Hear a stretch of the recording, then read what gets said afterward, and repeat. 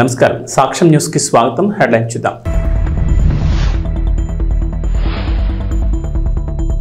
రుణమాఫీ వర్తించిన రైతులకు good news. వివరాల నమోదుకు యాప్, రేపటి నుంచి సర్వే.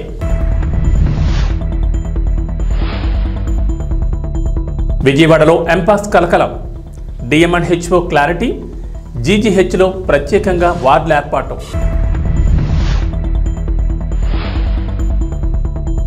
హైదరాబాద్ నగరంలో గణేష్ మండపాల ఏర్పాటుకు ముందస్తు చర్యలు.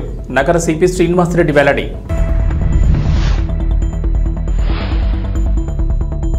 తెలంగాణకు రైన్ అలర్ట్. నేడు పలు జిల్లాల్లో భారీ వర్షాలు, ఎల్లో అలర్ట్ జారీ. తెలంగాణ ప్రభుత్వం 2 లక్షల రైతు రుణమాఫీ పథకం అమలు చేసిన సంగతి తెలిసిందే. మొత్తం 3 విడతల్లో రైతుల ఖాతాల్లో డబ్బులు జమ చేశారు. మొత్తం 31,000 కోట్లు రైతుల అకౌంట్లలో జమ చేసినట్లు సర్కార్ వెల్లడించింది. అయితే కొందరు రైతులకు అర్హతలున్న రుణమాఫీ వర్తించలేదు. రేషన్ కార్డు లేకపోవడం, ఆధార్ కార్డులో తప్పులు, పట్టాదారు పాస్ పుస్తకంలోని పేరుతో సరిపోలకపోవడం వంటి కారణాలతో వారికి రుణమాఫీ కాలేదు. దీంతో ఆయా రైతులు ఆందోళన వ్యక్తం చేస్తున్నారు. ఈ నేపథ్యంలో అటువంటి రైతులకు రైతు రుణమాఫీ వర్తించేలా ప్రభుత్వం కీలక నిర్ణయం తీసుకుంది. ఆయా రైతుల వివరాల నమోదుకు రైతు భరోసా పంట రుణమాఫీ యాప్ను తెలంగాణ వ్యవసాయ శాఖ రూపొందించింది. ఈ యాప్ను ఇప్పటికే అన్ని జిల్లాల వ్యవసాయ అధికారులు, డివిజన్, మండల స్థాయిలోని వ్యవసాయ విస్తరణాధికారులకు పంపించింది. వారు రుణమాఫీ వర్తించిన రైతుల సమాచారం తెలుసుకుని యాప్లో నమోదు చేయాలని ప్రభుత్వం మార్గదర్శకాలు జారీ చేసింది. రేపటి నుంచి ఈ సర్వే ద్వారా యాప్లో వివరాల నమోదు ప్రక్రియ ప్రారంభమవుతుందని అధికారులు తెలిపారు. మన దేశంలో ప్రతి ఏడాది గణేష్ నవరాత్రి ఉత్సవాలు ఘనంగా నిర్వహిస్తారు. పల్లె పట్టణం అనే తేడా లేకుండా గల్లీ గల్లీలో గణనాథుడు కొలువు తీరుతాడు. ఈ ఉత్సవాల్లో ముఖ్యంగా యువత ఎక్కువగా పాల్గొంటారు. చందాలు పోగేసి మరీ గణేశుడికి మండపాలు ఏర్పాటు చేస్తారు. 9 రోజుల పాటు ఘనంగా పూజలు చేసి గణపయ్యను గంగమ్మ ఒడికి చేరుస్తారు. ఈ ఏడాది సెప్టెంబర్ 7న వినాయక చవితి ఉత్సవాలు ప్రారంభం కానున్నాయి. అదే నెల 15న మహానిమజ్జన ఊరేగింపు కార్యక్రమాలు ఉంటాయి. అయితే గణేష్ మండపాలు ఏర్పాటు చేయాలంటే కొన్ని రూల్స్ ఖచ్చితంగా పాటించాల్సి ఉంటుంది. ప్రభుత్వం నుంచి ఖచ్చితంగా అనుమతి తీసుకోవాలి. ఈ మేరకు నిర్వాహకులు నిబంధనలు పాటించాలని హైదరాబాద్ నగర పోలీస్ కమిషనర్ కొత్తకోట శ్రీనివాసరెడ్డి ఒక ప్రకటన విడుదల చేశారు. శాంతి భద్రతలకు ఎలాంటి విఘాతం కలగకుండా సహకరించాలని నిర్వాహకులు, ఉత్సవ కమిటీలను సిపి కోరారు. ప్రస్తుతం తెలంగాణలో ఎన్ కన్వెన్షన్ సెంటర్ కూల్చివేయడం హాట్ టాపిక్ గా మారింది. మీడియా, సోషల్ మీడియా ఎక్కడ చూసినా ఇప్పుడు ఇవే వార్తలు దర్శనమిస్తున్నాయి. తుమ్మిడికుంట చెరువును ఆక్రమించి అక్కినేని నాగార్జున ఎన్ కన్వెన్షన్ సెంటర్ను నిర్మించారని హైడ్రా అధికారులు కూల్చివేయగా, అయితే ఆ స్థలాన్ని ఆక్రమించలేదని నాగార్జున చెబుతున్నారు. అంతేకాకుండా ఈ విషయం రాజకీయంగా కూడా తీవ్ర సంచలనంగా మారింది. ప్రభుత్వ కార్యాలయాలు, అధికార పార్టీకి చెందిన నేతల నిర్మాణాలు కూడా కూల్చివేస్తారా అంటూ ప్రతిపక్ష పార్టీలు తీవ్ర విమర్శలు గుప్పిస్తున్నారు. ఈ క్రమంలోనే గత 2 రోజులుగా ఎన్ కన్వెన్షన్కు సంబంధించిన ఎన్నో వార్తలు చక్కర్లు కొడుతున్నాయి. ఈ సందర్భంగా ఎన్ కన్వెన్షన్ విషయంలో వస్తున్న వదంతులు నమ్మొద్దంటూ అక్కినేని నాగార్జున అభిమానులు, శ్రేయోభిలాషులకు విజ్ఞప్తి చేశారు. ఎన్ కన్వెన్షన్ కూల్చివేత విషయంలో తాను హైకోర్టు వెలువరించే తీర్పు కట్టుబడి ఉంటానని ఈ సందర్భంగా నాగార్జున తెలిపారు. తీర్పు వెలువడే వరకు ఎలాంటి వదంతులు, అవాస్తవాలు నమ్మొద్దని ట్విట్టర్ వేదికగా విజ్ఞప్తి చేశారు. ఈ మేరకు ట్వీట్ చేసిన నాగార్జున, ప్రియమైన అభిమానులు, శ్రేయోభిలాషులకు ఎన్ కన్వెన్షన్కు సంబంధించి వస్తున్న వార్తల్లో వాస్తవాల కంటే ఊహాగానాలు ఎక్కువగా వినిపిస్తున్నాయి. పట్టాభూమిలోనే కన్వెన్షన్ నిర్మించాం, ఒక్క సెంటు కూడా ఆక్రమించలేదు. తుమ్మిడికుంట చెరువు ఆక్రమణ గురి కాలేదని special court AP land grabbing act 24/2/2014 ఓ ఆర్డర్ SR 3943/2011 ద్వారా జడ్జిమెంట్ ఇచ్చింది. ప్రస్తుతం నిర్మాణం, చట్టబద్ధతపై నిర్ణయాధికారం కోసం హైకోర్టును ఆశ్రయించాం. న్యాయస్థానం తీర్పును కట్టుబడి ఉంటాను, అవాస్తవాలు నమ్మకండి తెలిపారు. ఆంధ్రప్రదేశ్ ప్రభుత్వం కీలక నిర్ణయం తీసుకుంది. యువతకు సంబంధించి సరికొత్త కార్యక్రమాన్ని తీసుకొస్తోంది. రాష్ట్రంలో ఔత్సాహిక పారిశ్రామికవేత్తలుగా ఎదగాలి అనుకునే యువతకు చేయూతనివ్వాలని భావిస్తోంది. రాష్ట్ర ప్రభుత్వం ఎలాంటి వారి కోసం EDP అనే కొత్త కార్యక్రమాన్ని అమలు చేయాలని భావిస్తోంది. ఈ మేరకు ప్రణాళికలు సిద్ధం చేస్తోంది. బీసీ, ఆర్థికంగా వెనుకబడిన తరగతులు, కాపు యువతను ఔత్సాహిక పారిశ్రామికవేత్తలుగా తీర్చిదిద్దే దిశగా ఈ నిర్ణయం తీసుకుంది. ఈ మేరకు ఏపీ ప్రభుత్వం హైదరాబాద్లోని జాతీయ సూక్ష్మ, చిన్న, మధ్యతరహా పరిశ్రమల సంస్థతో ఒప్పందం చేసుకోనుంది. ఈ కార్యక్రమం అమలుకు సంబంధించి ఇప్పటికే ఆ సంస్థతో ఆయా శాఖల అధికారులు చర్చలు కూడా ప్రారంభించారు. అక్కడ నేర్పించే పరిశ్రమల సిలబస్కు అనుగుణంగా 4 లేదా 6 వారాలు శిక్షణ అందిస్తారు. ఈ మేరకు ఒక్కో అభ్యర్థిపై అయ్యే ఖర్చును కేంద్ర, రాష్ట్ర ప్రభుత్వాల నిధుల నుంచి భరించనుంది. అంతేకాదు, ఏటా 2,000 మందిని ఔత్సాహిక పారిశ్రామికవేత్తలుగా తీర్చిదిద్దేలా ప్రతిపాదనలు సిద్ధం చేశారు అధికారులు. విజయవాడలో ఎంపాక్స్ అంటూ కలకలం రేపింది. ఈ ప్రచారంపై ఎన్టీఆర్ జిల్లా వైద్య ఆరోగ్య శాఖ అధికారిని సుహాసిని స్పందించారు. ఇప్పటి వరకు జిల్లాలో ఎవరిలోనూ ఎంపాక్స్ లక్షణాలు గుర్తించలేదని, దుష్ప్రచారం నమ్మొద్దని సూచించారు. ఎంపాక్స్ ప్రచారంపై విజయవాడ ప్రభుత్వ పీడియాట్రిక్స్ HOD అనిల్ కుమార్ కూడా స్పందించారు.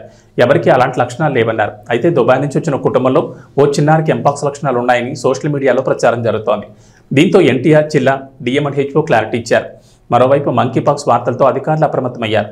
ఒకవేళ ఎంపాక్స్ కేసులు వస్తే యుద్ధ ప్రాతిపదికన చర్యలు చేపట్టేందుకు సిద్ధమయ్యారు.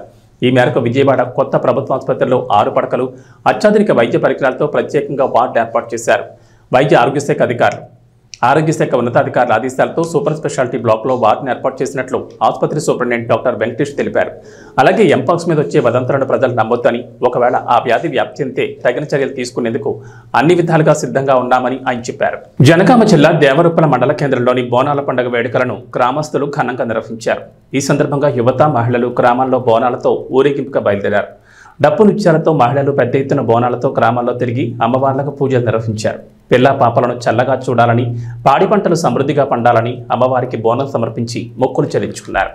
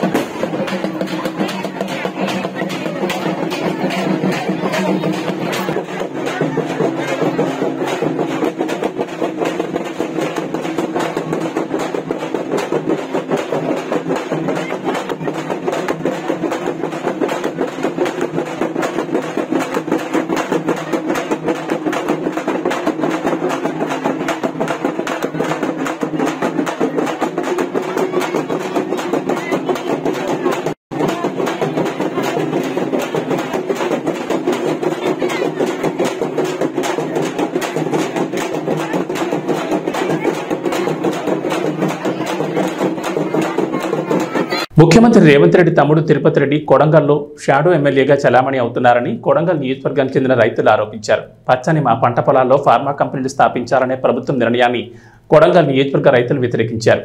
కొడంగల్ నియోజకవర్గంలోని దుద్యాల మండలానికి సంబంధించిన లగచర్ల, హక్కింపేట్, పోలేపల్లి, ఆర్బీ తాండా, పులిచెర్ల, కుంటతాండా, ఈర్లపల్లి తాండా గ్రామాలకు సంబంధించిన గిరిజన, దళిత, బీసీ సామాజిక వర్గాలకు చెందిన రైతులమైన మా పంట పొలాల్లో ఫార్మా కంపెనీలు స్థాపించాలని కాంగ్రెస్ ప్రభుత్వం 3000 ఎకరాల భూమిని సేకరించడానికి పూనుకుందని బాధిత రైతులు బషీర్బాగ్ ప్రెస్ క్లబ్లో తెలిపారు.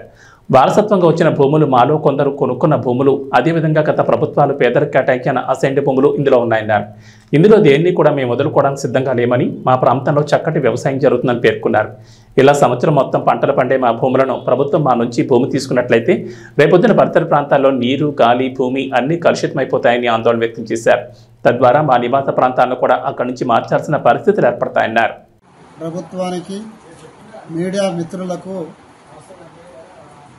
అక్కింపేట, పూలపల్లి, లగచర్ల, ఓడిబండ తాండా, వీర్లపల్లి తాండా, పులిచెర్లకుంట తాండా ప్రజల తరఫున ముందు నమస్కారాలు తెలియజేస్తున్నాం. మా బాధ ఏంటంటే రేవంత్ రెడ్డి ప్రభుత్వం వచ్చిన తర్వాత మా గ్రామాలు, ఇప్పుడు చెప్పిన గ్రామాల నుంచి 1500 ఎకరాల భూమి కబ్జా చేయడం కొరకు ఆల్రెడీ నోటీసులు ఇచ్చారు. వికారాబాద్ కలెక్టర్ ద్వారా నోటీసులు ఇవ్వడం జరిగింది. ఫార్మా కంపెనీ మేము పెడతాము అని. వ్యవసాయదారులు అయితే ఇక్కడ ఉన్నోళ్ళు అర్ధెకరము, ఎకరా, 2 ఎకరాలు, 3 ఎకరాల లోపు ఉన్న సన్నకారు, చిన్నకారు, పేద రైతులు మాత్రమే మా భూములు గుంజుకుంటా అని అంటున్నారు. అక్కడ పెట్టడం వల్ల మా మొత్తం వాటర్ పొల్యూషన్ అవుతుంది ఒకటి, మా భూములు పోతున్నాయి 2. ఇన్ని గ్రామాల ప్రజలు నిరుద్యోగులమై రోడ్ల మీద పడి అడక్క తినవలసి వస్తుంది. దయచేసి మేము మనవి చేసేది ఏంటంటే మీకు ఆ ఫార్మా కంపెనీ మాకొద్దు. మీరు ఎక్కడన్నా ప్రభుత్వ భూమికి, అదే కొడంగల్ తాలూకాలో మైలారం దగ్గర 2000 ఎకరాలు, దుద్యాల, తొగపురం దగ్గర 7000 ఎకరాలు, మాకు తెలిసిన ఒకడికి ఇంకా తెలియని భూమి చాలా ఉంది. మీరు అక్కడ పెట్టుకోండి, అది ప్రభుత్వ భూమి, అక్కడ ఎలాంటి అబ్జెక్షన్లు లేవు. మౌనవి ఈ భూములు గుంజుకొని నిరుద్యోగులుగా చేసి వ్యవసాయ కూలీలుగా చేసి చేయవద్దని మీ అందరం మనవి. దీనివల్ల మాకు పొల్యూషన్ వస్తుంది, భూములు కోల్పోతాం. దీనికి అన్నిటికన్నా మేలు ఏంటంటే అక్కడ పండించే పంటలు మొత్తం మిల్లెట్లు, మినుములు, శనగలు, జొన్నలు, పచ్చజొన్నలు, కందులు, వరి, ఈ ధాన్యాలు పండించే పంటలు వ్యవసాయ భూములు. బంగారం లాంటి భూములు మేము వదులుకోదలుచుకోలేదు, మేము భూమికి ఇవ్వదలుచుకోలేదు. మీరు పెట్టే కంపెనీ పెట్టుకోండి. అభివృద్ధి పూర్తి చేయాలంటే గవర్నమెంట్ భూమి ఉంది, ప్రభుత్వ భూమిలో ఉండండి, దాన్ని కబ్జా చేసుకోండి, మీరు ఏమైనా చేసుకోండి, అక్కడ కంపెనీలు పెట్టండి. పెడతారా పెట్టరా అది మీ ఇష్టం. అభివృద్ధి పేరు అంటారా? మాకు అభివృద్ధి ఉదాహరణ మేము వ్యతిరేకులం కాము. ఓ మెడికల్ కాలేజ్ పెట్టండి, ఓ ఇంజనీర్ కాలేజ్ చేయండి, మాకు హకింపేటకు పూలపల్లికి ఓ ఇంజనీర్ కాలేజ్ చేయండి, డిగ్రీ కాలేజ్ చేయండి, అవి అభివృద్ధి చేయండి. కానీ తెచ్చి ఫార్మా కంపెనీ పెట్టి పొల్యూషన్ చేసి మాకు కనీసం పీల్చుకోవడానికి గాలి కూడా మంచి గాలి లేకుండా భూమి గుంజుకుంటావు, మంచి గాలి ఇవ్వవు, తాగడానికి నీళ్లు పొల్యూషన్. ఇంతకు ముందే మనం ఎల్బీ నగర్లో సిరీస్ కంపెనీ ఉండే, దాదాపు 30 ఏళ్లు కలుషితమైన నీళ్లు. అట్లే నిన్న 3 రోజుల క్రితం 18 మంది చనిపోయారు ఫార్మా కంపెనీ వాళ్ళు ఆంధ్రాలో. అట్లా ఇక్కడ కూడా ఎన్నో అయినాయి చౌటుపల్లి దగ్గర ఉన్న ఫార్మా కంపెనీలు. అక్కడి నుంచి ఈ ఫార్మా కంపెనీల వల్ల చెడే జరుగుతుంది కానీ మంచి జరుగుతలేదు. కాబట్టి మీ అందరితో ప్రభుత్వానికి విన్నవించకూడదు ఏంటంటే దయచేసి మా మీద కనికరించి మీకు ఓటేసినందుకు పుణ్యమా అని ఈ కార్యక్రమాన్ని మీరు ఏదైతే తలపెట్టినో ఫార్మా కంపెనీ, ఆ ఫార్మా కంపెనీ పెడదామన్న ఉద్దేశాన్ని విరమించుకోవాలని. మీరు ఎక్కడైనా పెట్టుకోండి, ప్రభుత్వ భూమి ఉంది అక్కడ పెట్టుకోండి, మమ్మల్ని బాధ పెట్టకండి, మీరు బాధపడకండి. మీ ద్వారా మేమంతా సుఖపడాలని మీకు ఓటేసాము, ఓటేసి ముఖ్యమంత్రిని చేర్పించుకున్నాము. కానీ మీరు మాత్రం ఈ విధంగా బాధ పెట్టడం మాత్రం ఇది మీకు మీ విజ్ఞతగా వదిలేస్తున్నాం. దయచేసి ఎటువంటి పరిస్థితుల్లో మా భూముల జోలికి రాకండి. మేము భూములు ఎటువంటి పరిస్థితులు ఇవ్వడానికి వెళ్ళేమో, మేము దగ్గర రానియము. దేనికైనా సరే కోర్టు పోతాం, కంపెనీలు పెట్టనీయం, పెట్టినా మేము బతకనియ్యం, అది కూడా జరుగుతుంది. దయచేసి ప్రభుత్వానికి విన్నపం, మా భూముల జోలికి మీరు రాకండి, మేము మీ జోలికి మేము రాము. మీరు అభివృద్ధి చేయకున్నా చేసినా సరే మా బతుకు మమ్మల్ని బతకనియండి. మా బతుకు మేము బతుకుతున్నాం. ఎకరం 2 ఎకరాలు చూసుకొని ముసలో నుడి కూడా అంతా దాని మీద ఆధారపడి దాని ఆశతోటి తరతరాలుగా బతుకుతున్న భూమి అది. మీరు దయచేసి కలుషితం చేయవద్దని, మా దగ్గర ఫార్మా కంపెనీ తేవద్దని మీకు పాదాభివందనం చేస్తూ ముఖ్యమంత్రి గారికి విన్నవించుకుంటున్నాం. శనివారం కలెక్టర్ కార్యాలయం మీకోసం సమావేశం జిల్లాలోని తహసీల్దార్లు, టీటీలు, సర్వేయర్లు, వివిధ శాఖల రెవెన్యూ అధికారులతో పీజీఆర్ఎస్ ఫిర్యాదులు, స్వచ్ఛ ఆఫీస్ రికార్డ్, కుల ధృవీకరణ పత్రాలు, అసైన్ ల్యాండ్స్, పట్టా ల్యాండ్స్, ఓల్డ్ ల్యాండ్స్, ఖరీఫ్ ధాన్యం కొనుగోళ్లు తదితర అంశాలపై సమీక్ష నిర్వహించారు. ఈ సందర్భంగా జిల్లా joint collector T Rahul Kumar Reddy మాట్లాడుతూ మీకోసం పీజీఆర్ఎస్లో అందిన ఫిర్యాదులను నాణ్యతతో త్వరితగతిన పరిష్కరించారన్నారు. ప్రభుత్వం మీకోసం ఫిర్యాదులపై ప్రత్యేక దృష్టి సారించడం జరిగిందని తెలిపారు. ప్రతి ఫిర్యాదును క్షుణ్ణంగా చదవడం, అర్జీదారుడు ఫిర్యాదును అందజేసే టైం సమయంలో చెప్పే విషయాలను శ్రద్ధగా వినడం చేయాలన్నారు. అవసరమైతే అర్జీదారులను పిలిపించుకుని ఎన్ని రోజుల్లో ఏ విధంగా సమస్యను పరిష్కరించడానికి వీలవుతుందో కూడా తెలియజేయాలన్నారు. స్వచ్ఛ ఆఫీస్ రికార్డ్స్ మెయింటెనెన్స్ బాగా ఉండాలన్నారు. రికార్డు రూముల్లో విద్యుత్ షార్ట్ సర్క్యూట్ జరగకుండా అన్ని విధాల జాగ్రత్తలు తీసుకోవాలని ఆయన సూచించారు.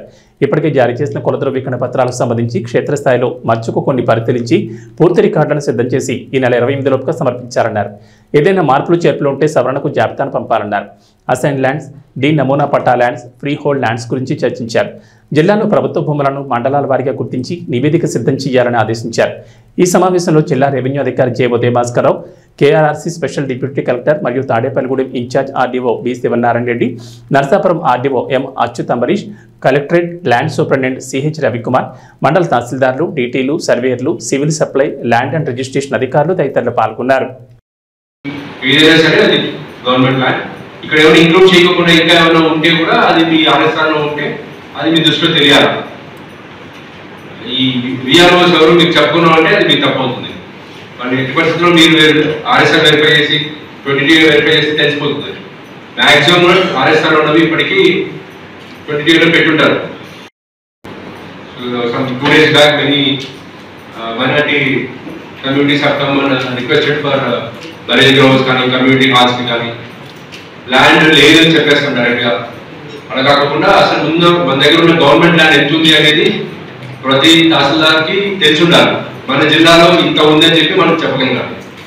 డెఫినెట్గా this government will look for developmental aspects. So గ్రామ సచివాలయ పరిధిలో, గ్రామ పంచాయతీ పరిధిలో కమ్యూనిటీ ప్రొటెక్టర్కి ల్యాండ్స్ ఏమైనా ఉన్నాయని అడుగుతారు.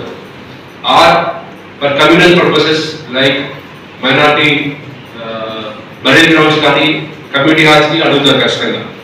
సో అప్పుడు మళ్ళీ హడావుడు లేకుండా ఇప్పుడే వెతికి పెట్టుకోండి. ఎన్ని రోజులు పడుతుంది? 1 వీక్ సరిపోతుందా? సో వెనస్డే టు వెనస్డే అంటే 20 నెక్స్ట్ వెనస్డే రెవెన్యూ విలేజ్ వారీగా ఏ సర్వే నెంబర్ ఎంత ఎక్స్టెంట్ ఉంది. If it is under encroachment then we have to remove that encroachment. ఏంటి అనేది ఇచ్చున్నారు. మేబీ రీసెంట్ గా ఇచ్చిన ఫ్రెష్ అసైన్మెంట్ ఏమి ఇవ్వలేదా? మొన్న పెట్టిన జనవరి ఫిబ్రవరి చేయలేదు.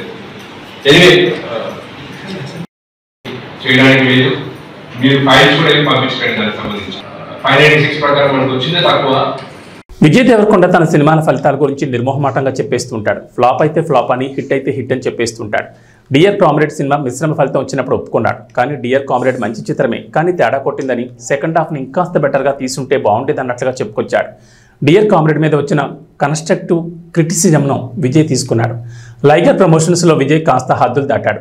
హైప్ పెంచే క్రమంలో ఇష్టం వచ్చినట్లుగా మాట్లాడారు. సినిమా మీద నమ్మకంతో కంటే అతి నమ్మకంతో ఉన్నాడు. అందుకే లైగర్ తేడా కొట్టేసింది. బాక్సాఫీస్ వద్ద ఘోర పరాజయంగా లైగర్ నిలిచింది.